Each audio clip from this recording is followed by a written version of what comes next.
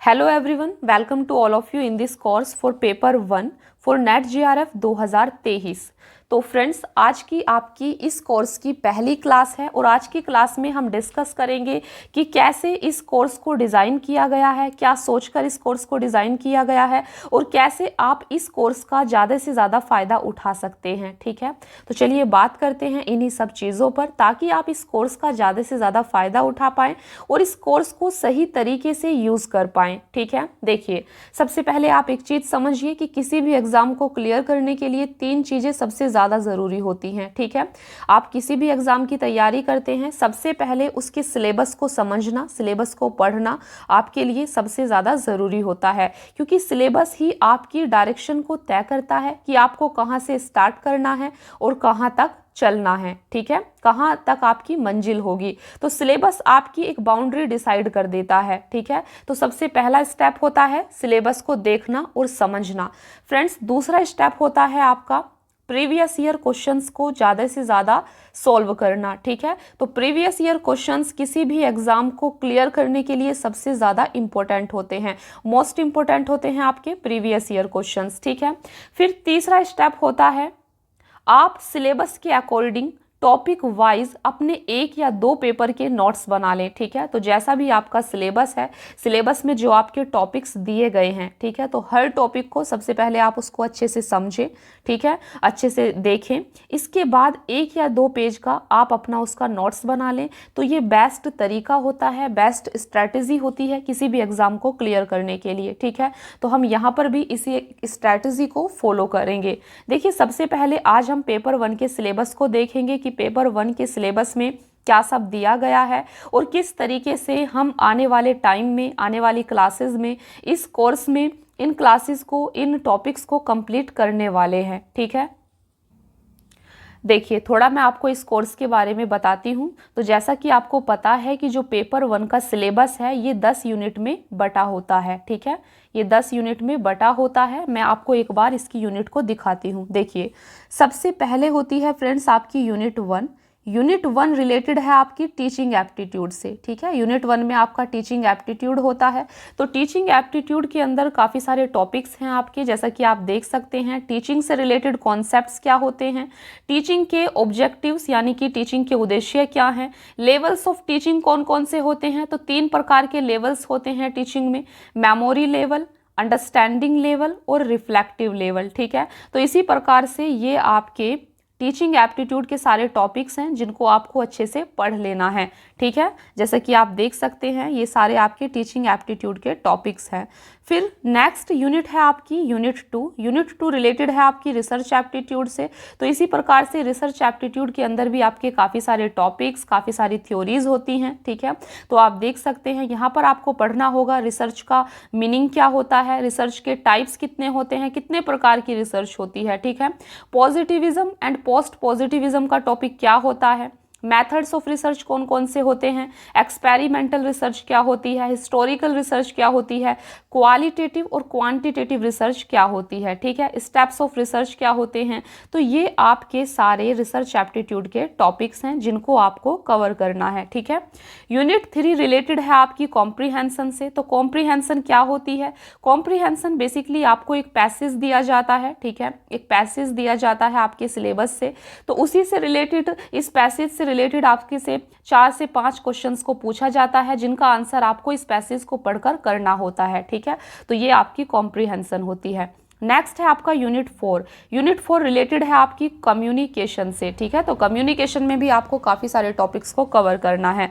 Next unit 5 related है आपकी mathematical reasoning and aptitude से। ठीक है, नेक्स्ट है आपकी यूनिट 6। यूनिट 6 रिलेटेड होती है आपकी लॉजिकल रीजनिंग से। तो लॉजिकल रीजनिंग में भी आपको काफ़ी सारे टॉपिक्स को यहाँ पर कवर करना है, जैसा कि आप अपनी स्क्रीन पर देख सकते हैं। ठीक है, अगर आप इन टॉपिक्स को डिटेल में पढ़ना चाहते हैं तो हम आपको इस सिलेबस की पीडीएफ भी प्रोवाइड करा देंगे। ठीक है, और अभी आप वीडियो को पॉज करके भी इसको देख सकते हैं। ठीक है, वरना आप पीडीएफ से इसको अच्छे से पढ़ लेना। ठीक है, नेक्स्ट है आपका यूनिट 7। यूनिट 7 रिलेटेड होता है आपका डीआई से, डेटा इंटरप्रिटेशन से। तो फ्रेंड्स 5 क्वेश्चंस जो हैं आपके DI से आते हैं, ठीक है। 5 क्वेश्चंस DI से आते हैं जिनको आपको गलत नहीं करना है। नेक्स्ट है आपका यूनिट 8। यूनिट 8 रिलेटेड है आपका इंफॉर्मेशन एंड कम्युनिकेशन टेक्नोलॉजी से, ठीक है। नेक्स्ट है आपका यूनिट 9। यूनिट 9 रिलेटेड है आपका पीपल डेवलपमेंट एंड एनवायरनमेंट से, ठीक है। नेक्स्ट है आपका यूनिट 10। यूनिट 10 रिलेटेड है आपका हायर एजुकेशन सिस्टम से। तो इस प्रकार से आपका पेपर 1 में टोटल 10 यूनिट है। 10 यूनिट में आपके सिलेबस को यहाँ पर डिवाइड किया गया है, ठीक है। तो कैसे हम इस कोर्स के अंदर इस सिलेबस को कवर करने वाले हैं, देखिए। सबसे पहले फ्रेंड्स जो हम आपके सिलेबस को यहाँ पर यूनिट वाइज कवर करेंगे, ठीक है। हम यहाँ पर यूनिट वाइज चलेंगे। तो सबसे पहले यूनिट है आपकी टीचिंग एप्टीट्यूड की। टीचिंग एप्टीट्यूड को हम सबसे पहले कवर करेंगे और हमने पूरी कोशिश की है कि आपकी 1 से 2 क्लास में, ठीक है, 2 क्लास के अंदर एक यूनिट को एटलीस्ट कंप्लीट कर दिया जाए, ठीक है। तो आपकी टीचिंग एप्टीट्यूड की जो कंप्लीट यूनिट है ये सिर्फ 2 क्लास में यहाँ पर कंप्लीट हो जाएगी, ठीक है। बस आपको आराम से बैठकर कॉपी पेन लेकर, ठीक है, क्लास को देखना है अच्छे से और समझना है। जितना आपको बताया जा रहा है उसको आपको अच्छे से मेमोराइज कर लेना है, अंडरस्टैंड कर लेना है, समझ लेना है, ठीक है, क्योंकि क्वेश्चंस आपसे यहाँ से डायरेक्टली पूछे जाएंगे। तो इस प्रकार से फ्रेंड्स आपको जो एग्ज़ाम में आसान क्वेश्चंस आते हैं, इजी क्वेश्चंस आते हैं, उनको गलत नहीं करना है, ठीक है। तो इस प्रकार से आपकी 10 यूनिट हैं और 10 यूनिट पर आप मान सकते हैं कि हर यूनिट की हमने 2 क्लास आपकी बनाई हैं, ठीक है। हर यूनिट की आपको 2 क्लास मिलेंगी। तो इस प्रकार से आपको सिर्फ 20 क्लासेज यहाँ पर देखनी होंगी और आपका ये जो पूरा सिलेबस है 10 की 10 यूनिट पेपर 1 की यहाँ पर कंप्लीट हो जाएगी, ठीक है। इसके बाद 10 क्लास होंगी आपकी प्रीवियस ईयर क्वेश्चंस की, ठीक है। 10 क्लास आपकी प्रीवियस ईयर क्वेश्चंस की होंगी। तो इसको किस प्रकार से डिज़ाइन किया गया है, देखिए। जैसे कि आपकी 10 यूनिट हैं सिलेबस में, सबसे पहले यूनिट है टीचिंग एप्टीट्यूड से related.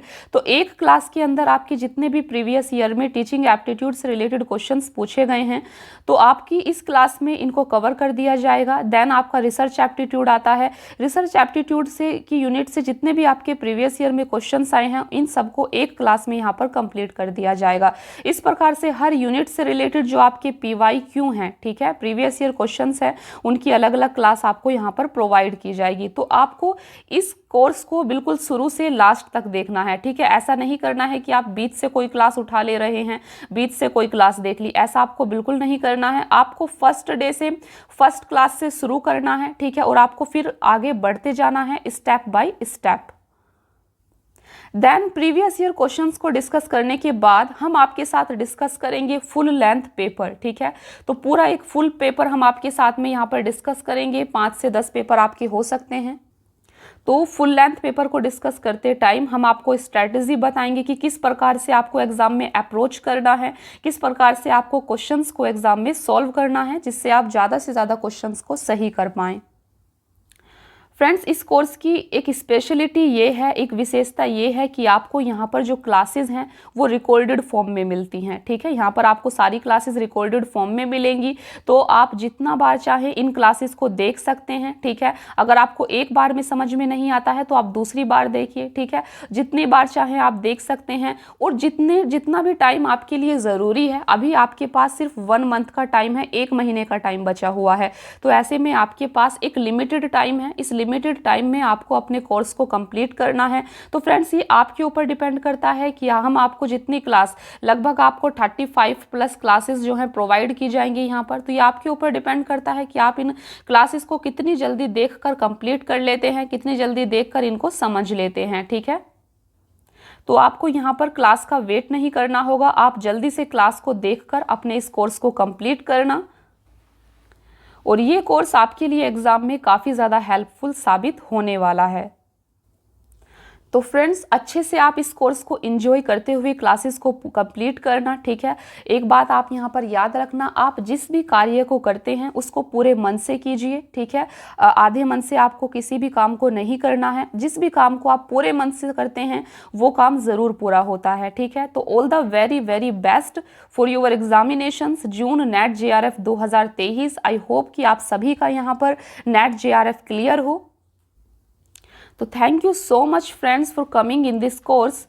Thank you so much. मिलते हैं फिर नेक्स्ट क्लास में।